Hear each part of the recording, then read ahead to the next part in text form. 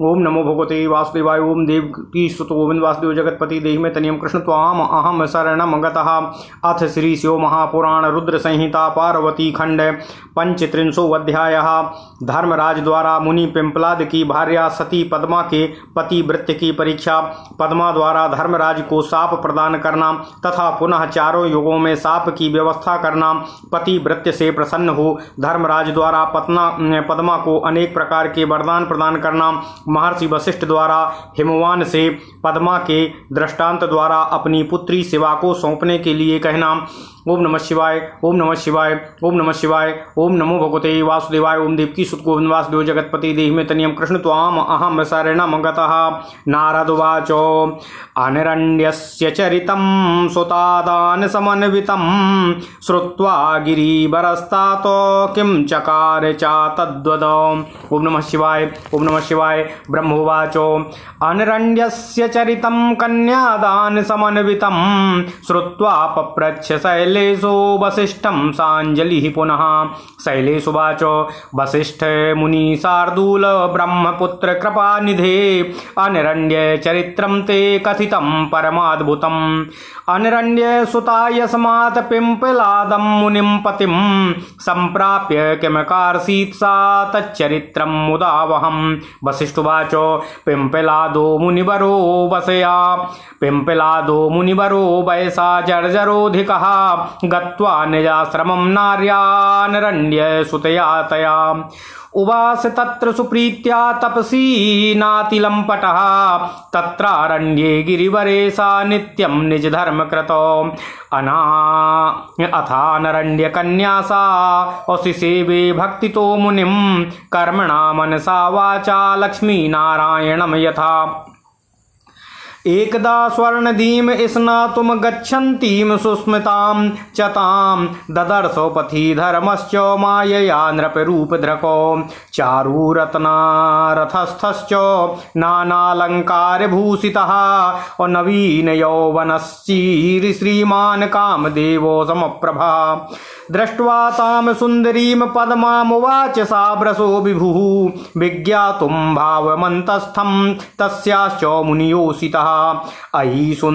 धर्मवाचो अयि सुंदरी लक्ष्मीर्वै राजयोग्य मनोहरे अतीव यौवनस्थे चा कामिनी स्थिर यौवने जरातुरस्य वृद्धस्य पिंपलादस्य वै मुने सत्यं वदामि तन्वंगी समीपे नैव राजसे विप्रं तपस्तु निरतं निर्घृणं मरणोन्मुखं त्यक्त्वा मामुपस्य राजेन्द्रं रतिशूरं स्मरातुरम्।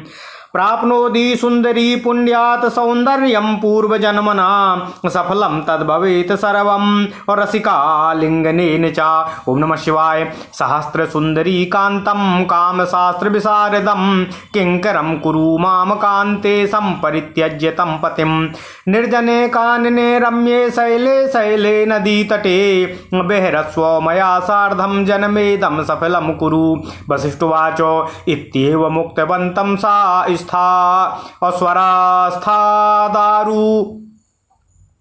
इत्येव मुक्तवन्तं सा स्वरथादवरुह्य च गृहीतुमुत्सुकं हस्ते तमुवाचो पतिव्रता। पद्मोवाचो गच्छ दूरं पापिष्ठत्वं नराधिप अमां चेत् पश्यसि कामेनो सद्यो नष्टो भविष्यसि। पिंपलादं मुनिश्रेष्ठं तपसा पूतविग्रहं त्यक्त्वा कथं भजेयं त्वां स्त्रीजितं रतिलम्पटम्। स्त्रीजित स्पर्शमात्रेण सर्वं पुण्यं प्रणश्यति स्त्रीजितः परपापी च तद्दर्शन्मघावहं। सत्क्रियो ह्यसूचिर्नित्यं सत्क्रियो ह्यसूचिर्नित्यं सह पुमान् यः स्त्रियाजितः नन्दन्ति पितरो देवा मानवाः सकलाश्च तं।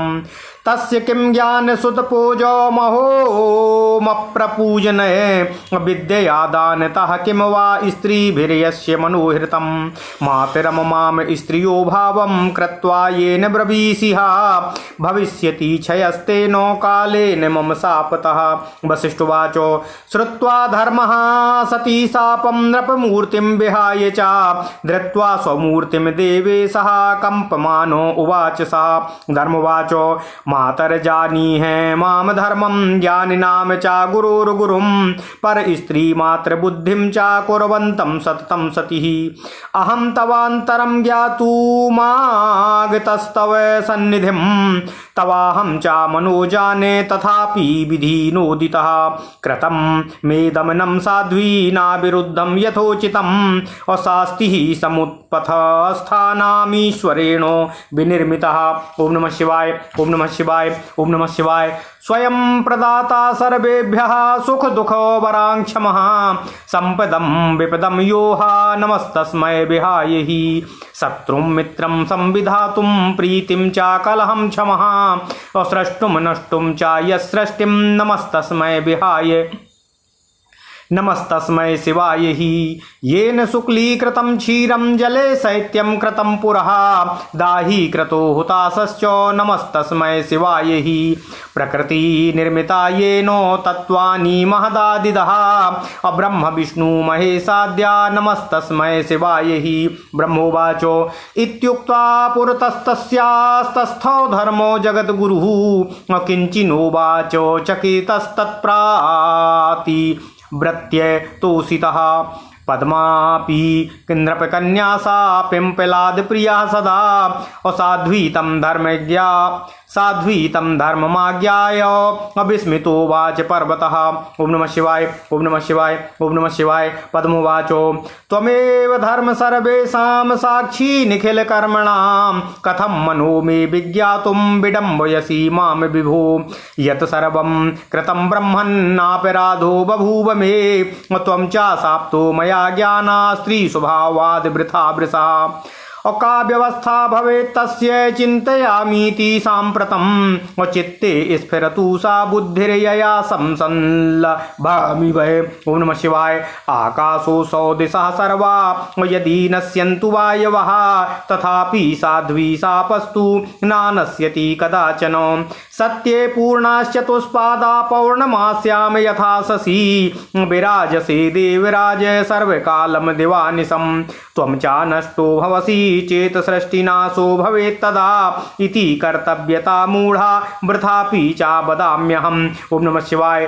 पादक्षयश्च भविता त्रेतायां च सुरोत्तमम् अपादो परे द्वापरे च तृतीयोऽपि कलौ विभो कलिशेषे खिलाश्छिन्ना भविष्यति तवाङ्घ्रयः पुनः सत्ये समायाते परिपूर्णो भविष्यसि। ओम नमः शिवाय ओम नमः शिवाय ओम नमः शिवाय।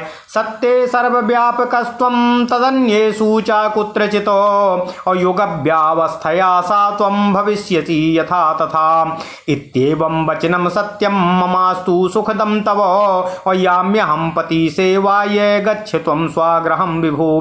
ब्रह्मोवाचो इत्याकर्ण्यवचस्तस्याः सन्तुष्टो भूद्वृषः सा वै तदेवंवादिनी साध्वीमुवाचो विधिनन्दन।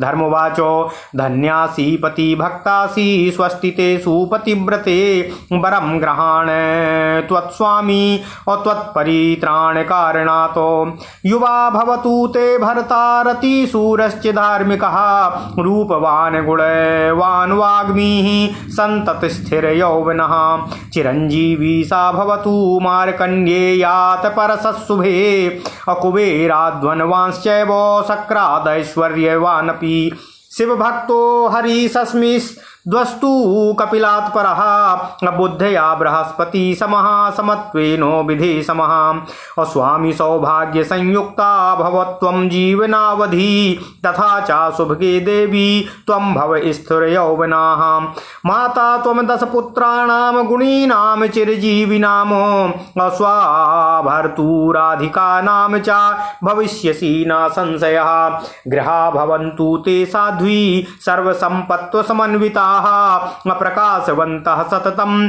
कुबेर भवनाधिकाः। ओम नमः शिवाय। वसिष्ठुवाचो इत्येव मुक्त्वा सन्तस्थो धर्मः सा गिरिसत्तमम् औसातं प्रदक्षिणीकृत्य प्रणम्य स्वागृहं ययौ। धर्मस्तथा शिशो दत्त्वा जगामो निजमन्दिरम् अप्रशंस च ताम प्रीत्या पद्मां संसदि संसदि। ओम नमः शिवाय। सारे मे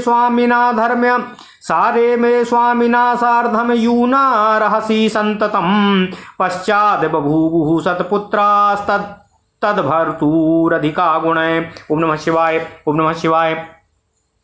बभूव सकला संपद्दंपत्यो सुखवर्धिनी और सर्वानंद वृद्धिकरी परत्रेह चा शर्मणे। शैलेन्द्र कथितं सर्वोमितिहासं पुरातनम् और दाम्पत्योश्च तयो प्रीत्या श्रुतं ते परमादरातो। बुद्ध्या तत्त्वं सुतं देहि पार्वतीमीश्वराय च और करुषं और त्यज शैलेन्द्रो मेनया स्वस्त्रिया सह। सप्ताहे समतीते तु दुर्लभेति शुभे क्षणे लग्नाधिपे चा लग्नस्थे चंद्रे स्वतन यान्विते अमुदिते रोहिणी युक्ते विशुद्धे चंद्र तारके मार्गमासे चंद्रवारे सर्वदोष विवर्जिते सर्वग्रह सर्वसदग्रह संसृष्टे सदग्रह दृष्टिवर्जिते और सदपत्य पदे जीवे पति सौभाग्यदायिनी जगदम्बा जगत पित्रे अमूल प्रकृतिमीश्वरीमो कन्याम प्रदाय गिरिजाम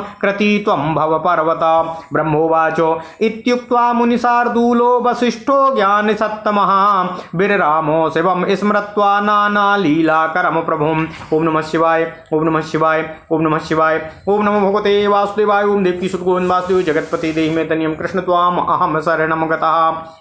अथ श्री शिव महापुराण रुद्र संहिता पार्वती खंड 35वां अध्याय। धर्मराज द्वारा मुनि पिंपलाद की भार्या सती पद्मा के पतिव्रत की परीक्षा लेना, पद्मा द्वारा धर्मराज को साप प्रदान करना तथा पुनः चारों युगों में साप की व्यवस्था करना। पतिव्रत से प्रसन्न हो धर्मराज द्वारा पद्मा को अनेक प्रकार के वर प्रदान करना। महर्षि वशिष्ठ द्वारा हिमवान से पद्मा के दृष्टांत द्वारा अपनी पुत्री शिव को सौंपने के लिए प्रेरित करना। ओम नमः शिवाय। ओम नमः शिवाय। ओम नमः शिवाय। ओम नमो भगवते वासुदेवाय। ओम देवकी सुत गोविंद वासुदेव जगतपति देहि मे तनियम कृष्ण त्वाम अहम शरणम गतः। नारद उवाचो। नारद जी बोले, हे तात, हे ब्रह्मदेव, अनरण्य के कन्यादान संबंधी चरित्र को सुनकर गिरिश्रेष्ठ ने क्या किया उसे कहने की कृपा करें। ओम नमः शिवाय। ओम नमः शिवाय। ओम नमः शिवाय। ओम नमो भगवते वासुदेवाय। ओम देवकी सुत गोविंद वासुदेव जगतपति देहि मे तनियम कृष्ण त्वाम अहम शरणम गतः।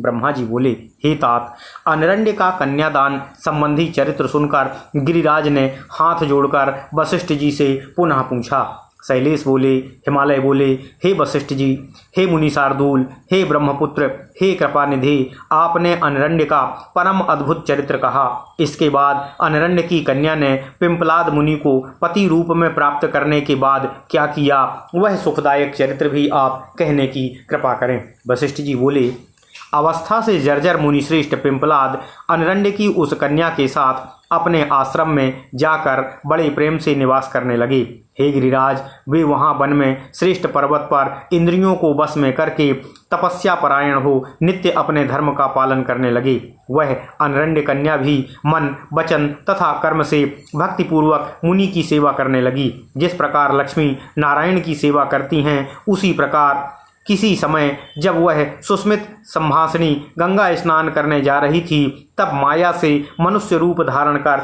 धर्मराज ने उसे रास्ते में देखा। वे अनेक प्रकार के अलंकारों से भूषित मनोहर रत्नों से जटित रथ पर विराजमान थे। वे नव यौवन से संपन्न एवं कामदेव के समान अत्यंत कमनीय थे। प्रभु धर्म उस सुंदरी पद्मा को देखकर उस मुनि पत्नी के अंतःकरण का भाव जानने के लिए उन पद्मा से कहने लगे। धर्म बोले, हे सुंदरी, हे राजयोग्ये, हे मनोहरे, हे नवीन यौवन वाली, हे कामिनी, हे नित्य युवावस्था में रहने वाली, तुम तो साक्षात लक्ष्मी हो। हे तनवंगी, मैं सत्य कहता हूँ कि तुम जराग्रस्त पिंपलाद मुनि के समीप शोभित नहीं हो रही हो। तुम तपस्या में लगे हुए क्रोधी तथा मरणोन्मुख ब्राह्मण को त्याग कर मुझ राजेंद्र काम कला में निपुण एवं कामातुर की ओर देखो।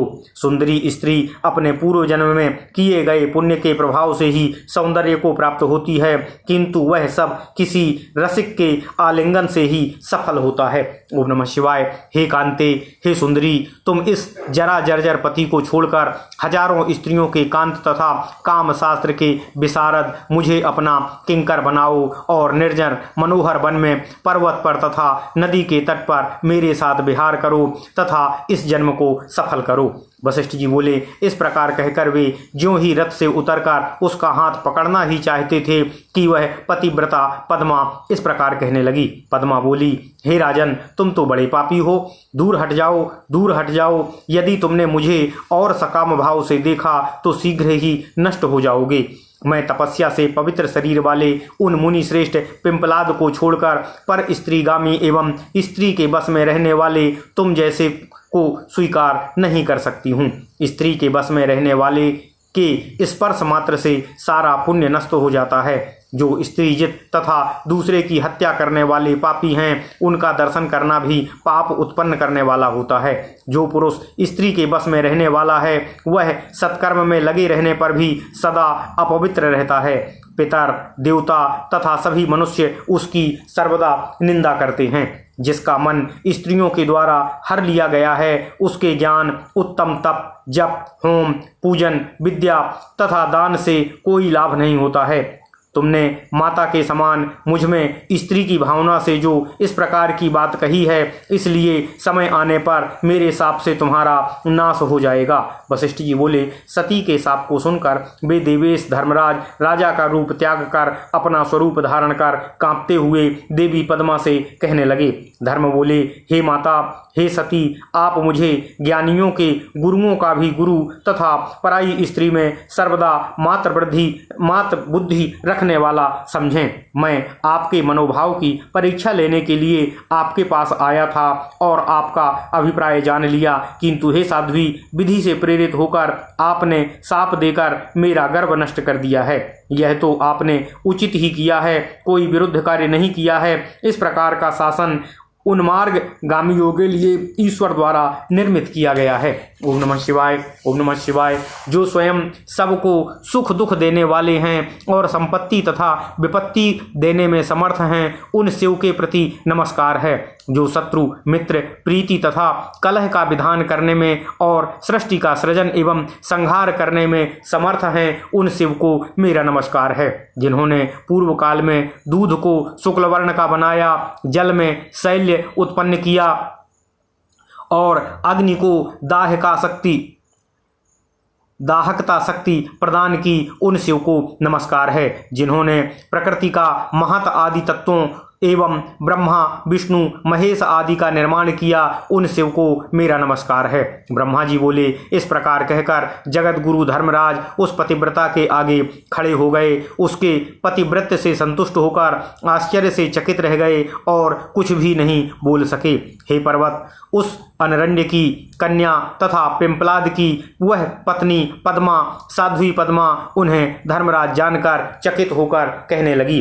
पद्मा बोली, हे धर्मराज, आप ही सबके समस्त कर्मों के साक्षी हैं। हे विभो, आपने मेरे मन का भाव जानने के लिए कपट रूप क्यों धारण किया?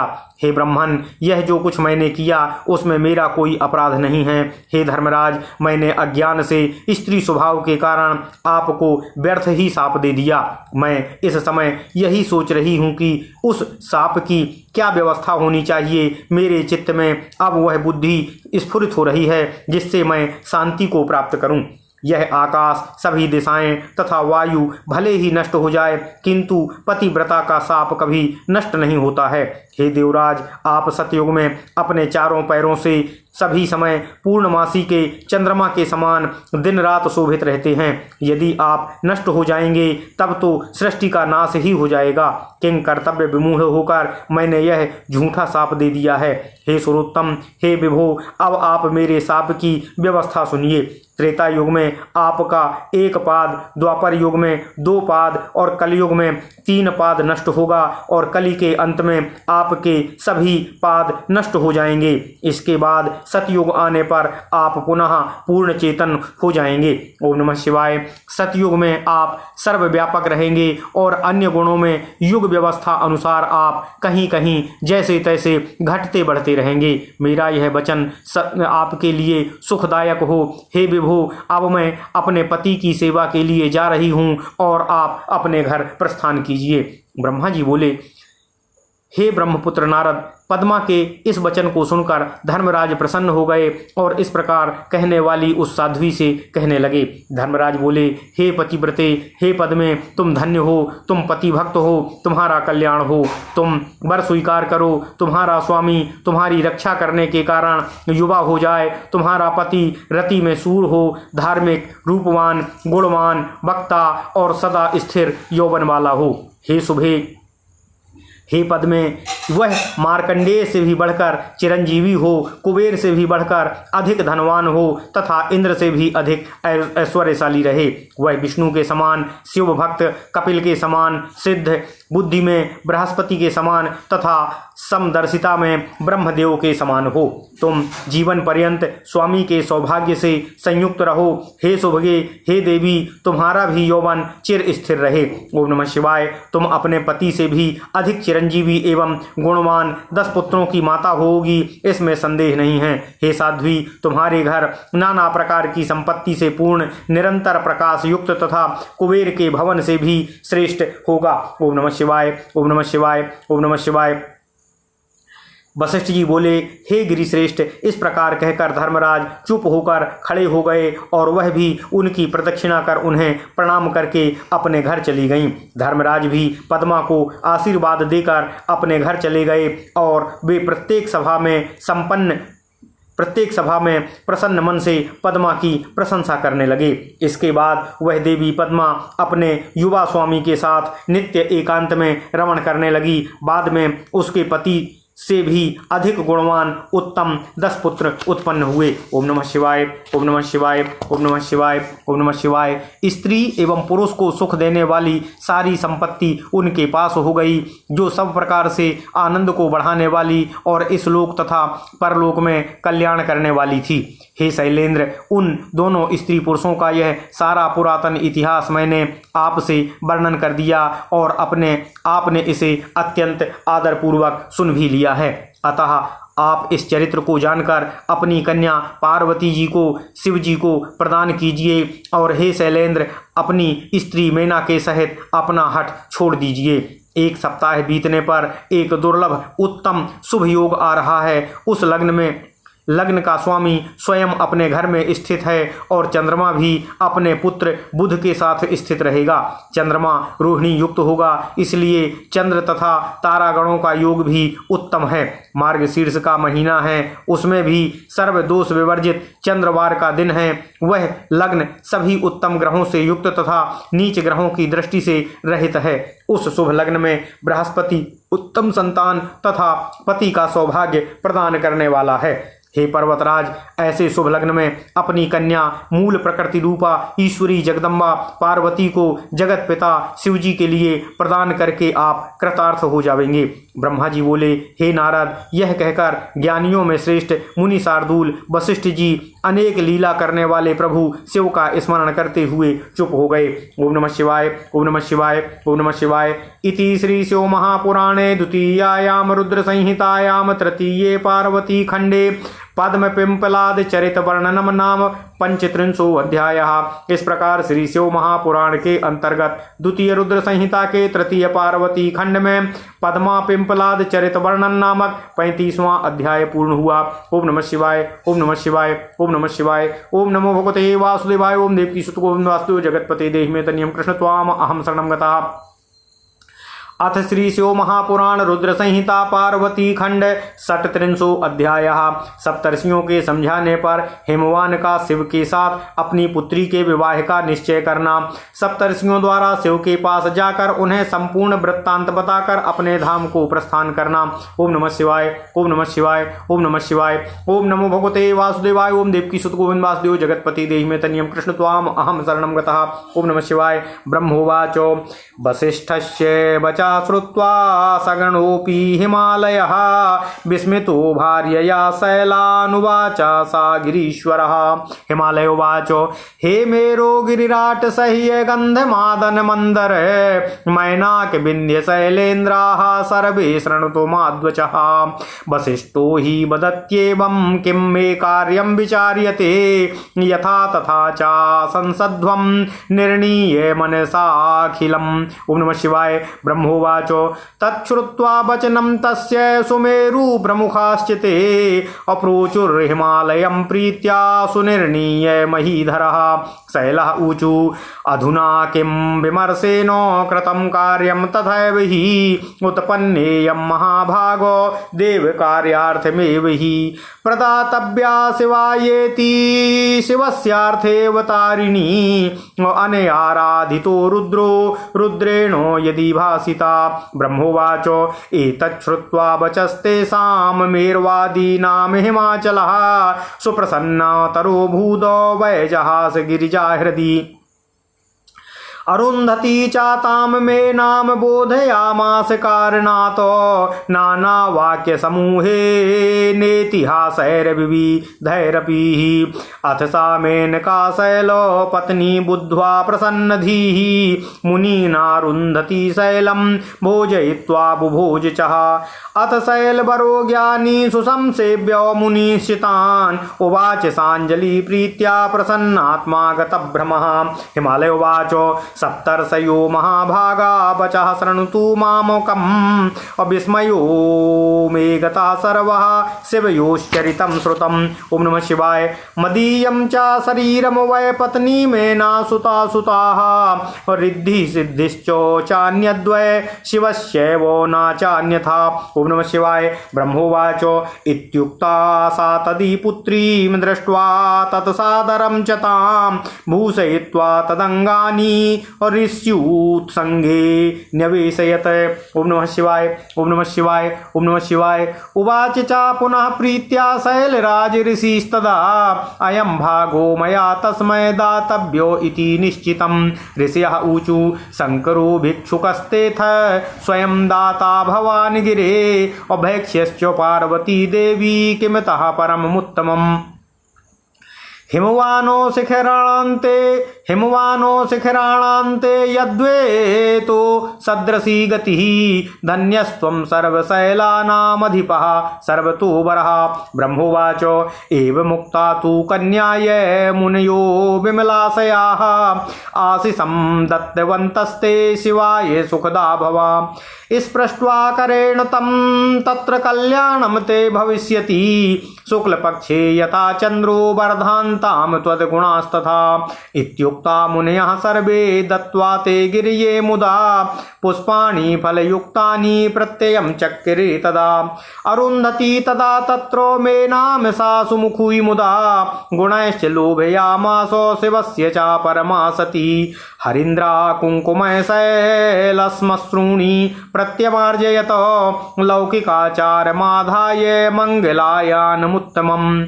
ततश्च ते चतुर्थेऽह्नि सन्धार्य लग्नमुत्तमम् परस्परं च सन्तुष्य संजग्मुः शिवसन्निधिं। तत्र गत्वा शिवं नत्वा स्तुत्वा विधिसूक्तिभिः ऊचुः सर्वे वसिष्ठाद्या मुनयः परमेश्वरम्। ऋषयः ऊचु देवदेवो महादेवो परमेश महाप्रभो अशरणद्वा वचनं प्रीत्या यत्कृतं सेवकैस्तव। बोधितो गिरिराजश्च मे नाम विविधसूक्तिभिः सेतिहासं महेशानो प्रबुद्धोऽसौ न संशयः। वाक्य दत्ता गिरीन्द्रेणो पार्वती ते ही नान्यथा उद्वाहाय प्रगच्छ त्वं गणैर्देवैश्च संयुतः गच्छ शीघ्रं महादेव हिमाचलगृहं प्रभो विवाहाय यथा रीतिः पार्वतीमात्मजन्मने। ब्रह्मोवाच तच्छ्रुत्वा वचनं तेषां लौकिकाचार तत्परः प्रहर्षात्मा महेशानो प्रहस्येदमुवाच सः। महेशुवाच विवाहो हि महाभागा न दृष्टो न श्रुतो मया यथा पुरा भवद्भिस्तद्विधि प्रोच्यो विशेषतः। ब्रह्मोवाच तदा कर्ण्य महेशस्य लौकिकं वचनं शुभं प्रत्युचुः प्रहासन्तस्ते देवदेवं सदाशिवं। ऋषयः ऊचु विष्णुमाहूय वै शीघ्रं ससमाजं विशेषतः ब्राह्मणं ससुतं प्रीत्या तथा देवं सतक्रतुम्। तथा ऋषिगणान् सर्वान् यक्ष गन्धर्व किन्नरान् सिद्धान् विद्याधरांश्चैव तथा चैवाप्सरुगणान् एतांश्चान्यान् प्रभो सर्वा नानायस्येह सादरं सर्वे संसाधयिष्यन्ति त्वत्कार्यं तेना संशयः।